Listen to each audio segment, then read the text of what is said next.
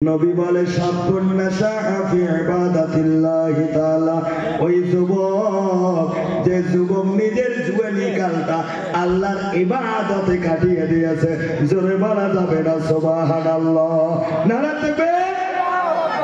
যুবক বয়সের ইবাদত আল্লাহ খুবই পছন্দ করে, জোরে কোন সুবহানাল্লাহ। কিন্তু বর্তমান যুবক কি ইবাদত করে? ইবাদত করে না। মাশাআল্লাহ, ডিজিটাল জামানা, মোবাইল ছাড়া কোনো বাপুর দিন চলে না, জোরে কোন ঠিক না বেঠে। মোবাইল আসিল কি দোলা লাগালো, পড়াশোনায় মন্ত্র বসে না, জোরে কোন ঠিক না বেঠে। মোবাইল আসিল কি দোলা লাগালো, পড়াশোনায় মন্ত্র বসে না। পেটে নাই ভাত দার, দামি কাপড় নাই তার, মোবাইল সারা দিন চলে না, মোবাইল সারা দিন চলে না।